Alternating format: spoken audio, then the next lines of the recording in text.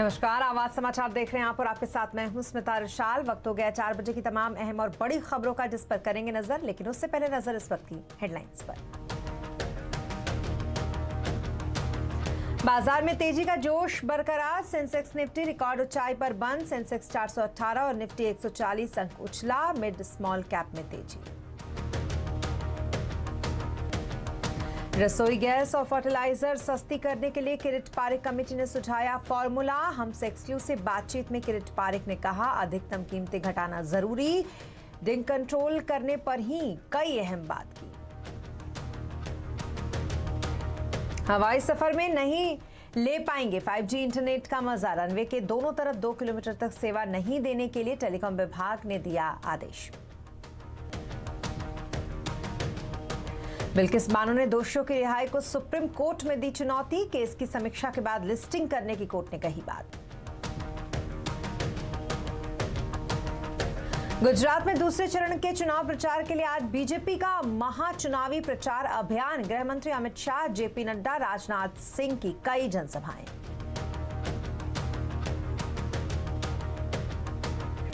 Toyota Kirloskar Motors के vice chairperson Vikram Kirloskar का निधन। बेंगलुरु में हुआ अंतिम संस्कार।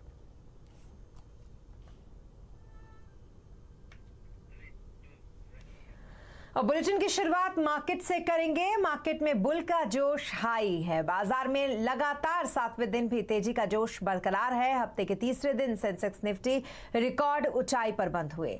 सेंसेक्स 418 पॉइंट चढ़कर 63,100 अंक पर और निफ्टी 140 पॉइंट चढ़कर 18,758 अंक पर बंद हुए। मार्केट का हाल समझते हैं सुमित से। सुमित, बताएं क्या कुछ रहे आज के बाजार के हाईलाइट्स। देखिए, वीकली एक्सपायरी से पहले भारतीय बाजारों में बुल्स का जोश काफी हाई, रिकॉर्ड स्तरों पर का रिकॉर्ड बनने का सिलसिला जो है भारतीय बाजारों में वो अभी भी जारी है। और आज पहली बार निफ्टी सेंसेक्स करीब 63,000 के पार हुआ। निफ्टी 18,700 के पार फर्मली कामकाज करता हुआ 18,850 के पार पहुंचा निफ्टी फ्यूचर। और एक अच्छी तेजी अक्रॉस द बोर्ड आज देखने को मिली। मिड कैप, स्मॉल कैप जोरदार तेजी में। लास्ट आवर में बढ़िया बाइंग मार्केट में कैश स्टॉक्स के अंदर आते हुए दिखाई पड़ी। मेटल में जोरदार तेजी, एनर्जी में तेजी, रियल्टी में तेजी और साथ साथ सीमेंट जैसे स्टॉक भी आखिरी आवर में चलते हुए दिखाई पड़े। तो एक अच्छा move across the board markets में। और खास तौर से जो एनबीएफसी है या कैश मार्केट के स्टॉक है, वहां पर एक बढ़िया तेजी आखिरी के 1 घंटे के अंदर दौरान आते हुए दिखाई पड़ी। जी, इसके अलावा हर दिन की तरह आपसे आज सेक्टर्स के बारे में भी समझना चाहेंगे। आज किन सेक्टर्स में एक्शन और किन सेक्टर्स में सुस्ती रही सुमित? देखिए, पहले तो निफ्टी के टॉप गेनर्स की बात की जाए तो आज महिंद्रा लीड कर रहा था। नंबर से ठीक पहले यहां पर खरीदारी। हिंडाल्को 3.5% का उछाल। आखिरी आर बाइंग रही ग्रासिम में। एसबीआई लाइफ करीब 2% की तेजी यहां आते हुए दिखाई पड़ी। निफ्टी के लूजर्स में इंडसइंड बैंक प्रॉफिट टेकिंग कह सकते हैं। एसबीआई में साथ साथ HCL tech flat to negative और आईटीसी करीब 0.5% के आसपास का फॉल यहां आता हुआ दिखाई पड़ा। मिड कैप में आज बाजी मार के गया वरुण बेवरेजेस। लास्ट आवर में 9% का जोरदार उछाल। आखिरी घंटे में श्रीराम ट्रांसपोर्ट में 6.5% का उछाल। जेएसपीएल 4% ऊपर और कमेंस इंडिया करीब 3% की तेजी यहां आते हुए दिखाई पड़ी। मिड कैप लूजर्स में वरुण बेवरेज, पीएनबी यहां पर प्रॉफिट टेकिंग रही करीब 2% के आसपास की। Canara bank, bank of India यानी पीएसयू बैंकिंग बास्केट में आज लास्ट आवर के अंदर कुछ प्रॉफिट टेकिंग आते हुए दिखाई पड़ी। एफएनओ में लीड कर रहा था श्रीराम ट्रांसपोर्ट। इसके अलावा जीएमआर एयरपोर्ट, जेएसपीएल और एमएनएम करीब 4% के आसपास की बढ़त यहां आते हुए दिखाई पड़ी। इसके अलावा एफएनओ के गिरने वाले शेयरों में PNB, Canara bank, Glenmark pharma और एलएनटी इन्फोटेक जहां पे करीब 1.5% के आसपास का फॉल आता हुआ दिखाई पड़ा। एनर्जी में आज लीड कर रहा था Adani green, Adani transmission, IOC, power grid. पूरे स्पेस राधाराज एनर्जी का एक अच्छे बज के साथ कामकाज करते हुए। और मेटल में जेएसपीएल लीड कर रहा था, हिंडाल्को लीड कर रहा था। इसके अलावा एपीएल अपोलो और हिंदुस्तान कॉपर करीब 2.5 से लेकर 4.5% का मूव यहां आता हुआ दिखाई पड़ा। तो एक जोरदार तेजी के साथ रिकॉर्ड स्तरों पर मार्केट्स पहुंचा। अब आगे देखते हैं कि एक्सपायरी किस तरह से होती है वीकली। जी, बहुत शुक्रिया तमाम डिटेल्स के लिए आपका सुमित। और सीएनबीसी आवाज से खास बातचीत में अल्फा एक्यूरेट एडवाइजर्स के managing director Rajesh Kothari banking और फाइनेंस के साथ कैपिटल गुड्स शेयर को लेकर काफी बुलिश दिखे। तो वहीं साथ ही राजेश कोठारी ने कंज्यूमर सेक्टर के कुछ स्पेस को लेकर सतर्क रहने की सलाह दी है। कैपिटल गुड्स एक ऐसी थीम है on which we are extremely bullish from almost like last 1.5 years। कई बार हमारी सीएनबीसी पे भी आपके साथ ये बात की चर्चा हुई है। एंड अगर आप देखिए आज most of the capital goods company at 52-week high, so that's the first thing on which we are very bullish। We roughly hold about 11 to 12% in this space. Second space on which we are very bullish is banking and finance. तो बहुत लंबा अरसे के बाद non food credit growth double digit आया हुआ है. So we believe that the banking space will continue to do well from here on. And of course, you need to be selective when you buy banking. Third important space on which we are very bullish is automobile and auto ancillary. Last 4 years were not good. The worst is over and best is yet to come. The raw material prices are coming down. Demand remains strong. Urban, of course, has been very strong in last first half. And the last but not least is a specialty chemical theme. But wahan pe you have to be very, very selective because many of these companies are already at their lifetime highs and the valuations are also expensive. तो वहीं global वाणिकी Wells Fargo के senior economist Gary सॉल्जबर्ग का मानना है कि emerging market की तुलना में भारतीय बाजार आकर्षक है. उनके मुताबिक अगले 1 साल में ग्लोबल ग्रोथ आउटलुक में नरमी दिख सकती है. Valuations are certainly an issue, but the growth outlook, even though we do expect to see it losing some momentum over the next 12 months, we continue to find India an attractive, relatively attractive market within the emerging market space. और चीन की दिग्गज e commerce company Alibaba ने online food delivery company Zomato के साथ बड़ी block deal की है. अलीबाबा ने जोमैटो से 3.4% हिस्सेदारी बेची. ब्लॉक डील के जरिए अलीबाबा ने जोमैटो में 27 करोड़ से ज्यादा शेयर बेचे. ये डील 64 रुपए प्रति शेयर के भाव पर हुई है. तो वहीं पूरी ब्लॉक डील 240 करोड़ रुपए के करीब करीब है.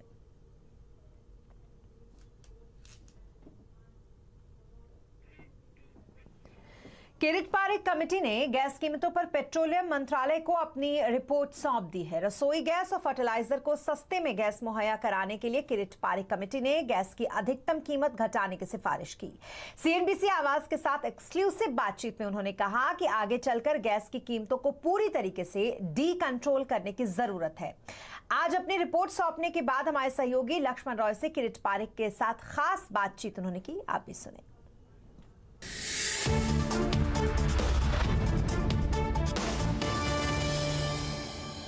पारेख साहब, आपका स्वागत है सीएनबीसी आवाज में. सबसे पहला सवाल मेरा यही होगा कि गैस की कीमत तय करने का अभी जो फॉर्मूला था, एग्जिस्टिंग जो फॉर्मूला है, उसमें आप किस तरह के बदलाव करने की सिफारिश की है आपने अपनी रिपोर्ट में? ये फॉर्मूला को हम कहते हैं कि बस लगाना नहीं चाहिए, इसको बंद कर दो. और दूसरा हमने कहा है कि जो ए फॉर्मूला ज़्यादा तो एपीएम गैस को ही लागू होती है. एपीएम गैस वो जो गैस हो एडमिनिस्ट्रेड प्राइस मैकेनिज्म वाला गैस जो ओएनजीसी और ओआईएल अपने एलोकेटेड फील्ड में से निकालते हैं. तो ये जो एपीएम गैस है इसके लिए फॉर्मूला थी. अभी हमने कहा कि फॉर्मूला नहीं, क्या जो इसका रेलेवेंस था वो इतने सालों बाद अभी कम है और ज़रूरी नहीं है. तो हमने कहा है कि इसका एक फ्लोर प्राइस रखनी चाहिए कि न्यूनतम प्राइस, जिससे ये न्यूनतम प्राइस ओएनजीसी और ओआईएल का marginal cost of production at least cover करे. इनको जो कॉस्ट है उनको तो कवर करना चाहिए, क्योंकि इसको और जो हमने अपर बाउंड भी रखा है कि जितनी ऊपर बाउंड ऐसा होना चाहिए कि दो गैस जाएगा सीजीडी और फर्टिलाइज़र को, कंज्यूमर्स है PNG means pipe natural gas वाले डोमेस्टिक कंज्यूमर और कॉम्प्रेस नेचुरल गैस वाले ट्रांसपोर्ट सेक्टर, ये दोनों को फेयर प्राइस से मिले. Fair price means the price कैसी होनी चाहिए कि जिनका जो ऑल्टरनेटिव है, जो इस फ्यूल है, पीएनजी के लिए एलपीजी के लगाओ और कंज्यूमर ट्रांसपोर्ट के लिए डीजल लगाओ. इससे कंपैरिजन में ये सब अट्रैक्टिव होना चाहिए, इसीलिए वो अपर बाउंड लगाया गया है. लेकिन हमने ये भी कहा कि अपर बाउंड हर साल $0.5 बढ़ेगा एंड धीरे धीरे बाय 2027 तक हम इसको पूर्ण both floor and ceiling price remove करेंगे और एपीएम गैस में पूरी कंपेटिटिव मार्केट के मुताबिक उनकी प्राइस और वितरण होगा. ठीक है. इसी तरह से जो पुराने फील्ड, दूसरे फील्ड है जो hard to extract deep high pressure, high temperature and other fields where they have already pricing freedom, but इनके पास marketing freedom नहीं है पूरा, क्योंकि उसके पर जो pricing है उसके पर एक upper ceiling लगाई जा रही है। वो अलग ceiling है, वो price formula से नहीं, दूसरे formula से लगती है। तो हमने कहा कि ये भी जनवरी 1, 2026 से हटाया जाए। ये 3 साल और 4 साल की सुविधा देने के टाइम देने की ज़रूरत ये है कि देयर आर मैनी कंपनीज के अलग अलग उनका वो कॉन्ट्रैक्ट्स है, एंड ये सब कॉन्ट्रैक्ट्स को अपसेट हम नहीं करने चाहते, क्योंकि सारे अपसेट हो जाए तो फिर काफ़ी लोग बस कोर्ट में जाएंगे और ये सब बहुत डिस्ट्रप्शन आ जाएगा सेक्टर में। तो ये सब को ध्यान में रखते हमने ये सुझाव दिया है। बिल्कुल, ये जो सुझाव है सर आपका, इसके हिसाब से अगर हम चलें तो एपीएम प्राइस, जिसका खास तौर से पीएनजी जैसा कि आपने बताया फर्टिलाइजर सेक्टर उसका इस्तेमाल करती हैं, तो अभी जिस प्राइस पे इन सेक्टर को गैस मिल रहा है, हाँ, उससे कितना रिलीफ मिलेगा इन सेक्टर को गैस मिलने में? देखो, सीजीडी गैस अभी अत्यार इस वक्त सीजीडी कंपनी को गैस करीब $8.5 पर MMBTU से मिलता है। ठीक है, कि उसको इमीडिएटली ये फिर हमारा सुझाव जो गवर्नमेंट एक्सेप्ट करता है तो वो 6.5 तो हो जाएगा कम से कम। ठीक है, एंड जब international prices of oil and gas कम आएगी तो इससे भी नीचे हो सकता है। इसमें अब एक सवाल ये उठता है कि गवर्नमेंट ने कहा कि हम कंज्यूमर को फेयर प्राइस देंगे, आप कह रहे हैं कि 27 के बाद इसको पूरी तरह से डिकंट्रोल कर दीजिए एपीएम गैस प्राइस को, ना तो फ्लोर प्राइस रखिए ना तो सीलिंग प्राइस रखिए। तो क्या इस बात का डर है, आशंका है कि जब हम डिकंट्रोल कर देंगे, लिबरलाइज कर देंगे, तो प्राइस मौजूदा लेवल से ज़्यादा, कहीं इतना ज़्यादा हो जाए कि कंज्यूमर को फ़ायदा पहुँचने के बजाय नुकसान होने लगे? या कंज्यूमर को तो देखिए, अगर दुनिया में कीमत ऑयल एंड गैस की बढ़ती है, अगर एलपीजी महंगा हो जाता है तो इसका 2 ही तरीका है, एक सरकार अपने बजट से पैसा दे और कंज्यूमर को प्राइस बढ़ाया जाए। इससे सिवा हमारे पास कोई तरीका नहीं है। तो हमने कहा कि बस 4 साल की में तैयारी रखिए कि आपको इंटरनेशनल प्राइस से कंपटीशन करना होगा। लेकिन हम ये भी सही है कि इंटरनेशनल प्राइस की जो वॉलेटिलिटी करंटली है यूक्रेन का युद्ध के मुताबिक के रीज़न, बिकॉज ऑफ दैट ये कम हो जाएगी इतने साल में तो। और हम ये भी मानते हैं कि दुनिया में करीब 25% increase in gas exporting capacity 2025-26 तक आ जाएंगी, और इसके बाद 1 साल में तो इसका और 20% बढ़ेगा। इसीलिए गैस की प्राइस तो, इम्पोर्टेड गैस की प्राइस कम होने वाले ही है, और ऐसा लगता है हमको। क्या होगा तो कोई फ्यूचर का प्रेडिक्शन तो नहीं कर सकता है, लेकिन जब ये देखिए तो लगता है कि ऐसा होने की संभावना काफ़ी है।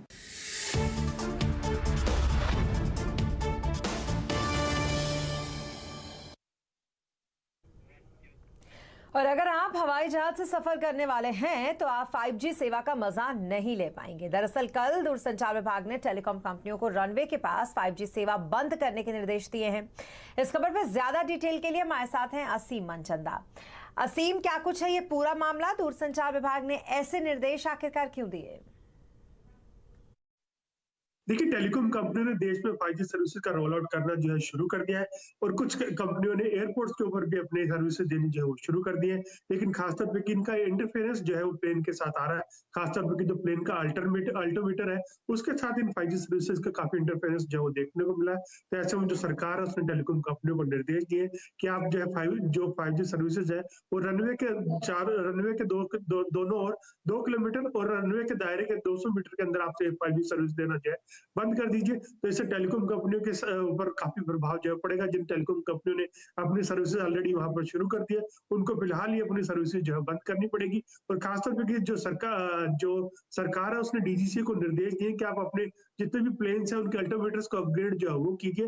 तो जल्द से जल्द ये अल्टोमीटर जो है अपग्रेड जो है किए जाएंगे, इसमें कि 1 से 2 महीने का वक्त जो लग सकता है। तो अगले 1 से 2 महीने तक आपको 5G सर्विसेज जो है वो एयरपोर्ट्स के ऊपर जो है नहीं मिलेगी। तो सरकार ने निर्देश जो है टेलीकॉम कंपनी को जारी कर दिया। तो उसके बाद ही कंपनी जो है एयरपोर्ट, जब एक बार सारे अल्टोमीटर जो है अपग्रेड हो जाएंगे, तो उसके बाद ही जो टेलीकॉम कंपनी है वो एयरपोर्ट्स के ऊपर अपनी 5G सर्विसेज जो है वो दे सकेंगे। जी, बहुत शुक्रिया तमाम डिटेल्स के लिए आपका असीम। और गुजरात में दूसरे चरण के चुनाव प्रचार अब हुए जोरदार, बताएंगे पूरी खबर ब्रेक के बाद।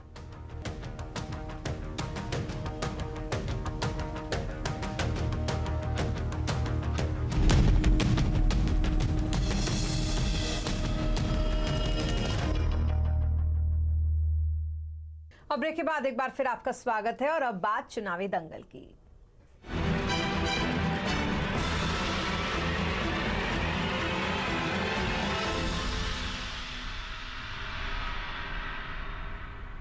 गुजरात चुनाव में अब दूसरे फेज की तैयारियां चलने लगी हैं। आज भी अमित शाह, केजरीवाल और कांग्रेस के बड़े नेता रैली करते नजर आ रहे हैं। कल सुबह 8 बजे से पहले चरण की वोटिंग है और नतीजे 8 दिसंबर को आएंगे। डिटेल लेने के लिए चलते हैं केतन के पास। केतन, दूसरे दौर की तैयारियों में अब पार्टियां जुट गई हैं क्योंकि कल वोटिंग है, तो वोटिंग को लेकर प्रशासन की तरफ से कैसी तैयारी दिख रही है?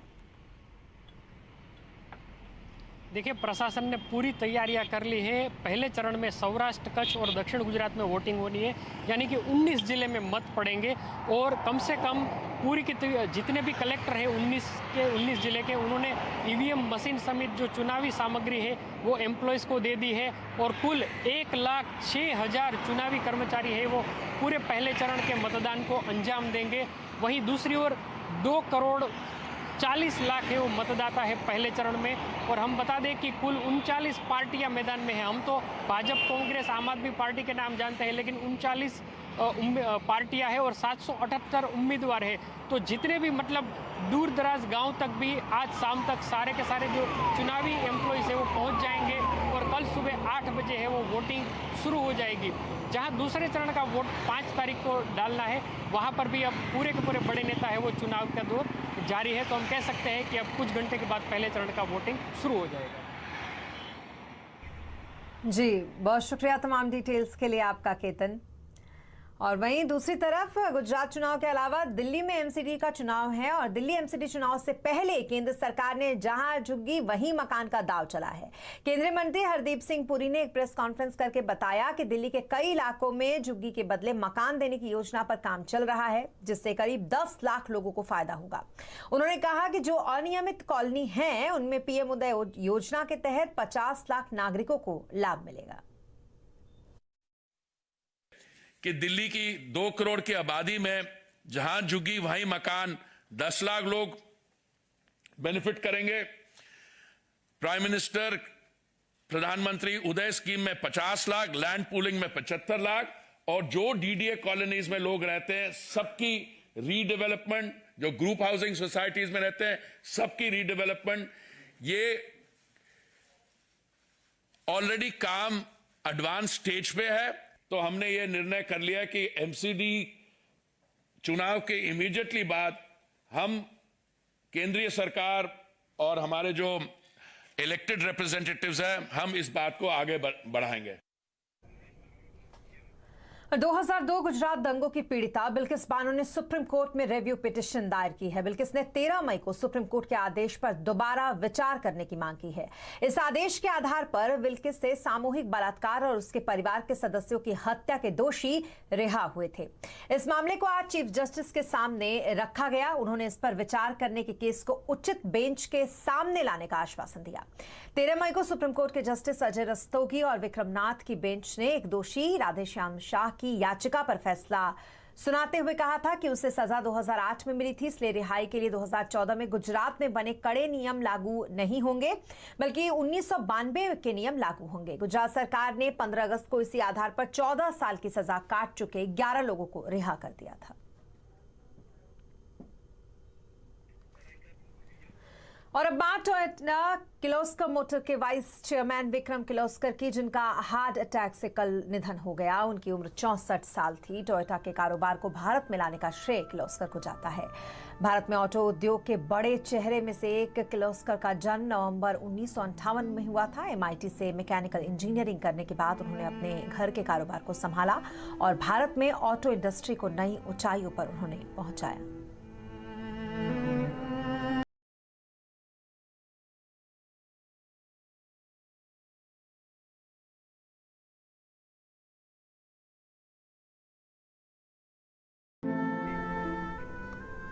और इसी के साथ इस बुलेटिन में फिलहाल इतना ही, लेकिन खबरों पर लगातार अपडेट के लिए आप बने रहें CNBC आवाज के साथ। नमस्कार।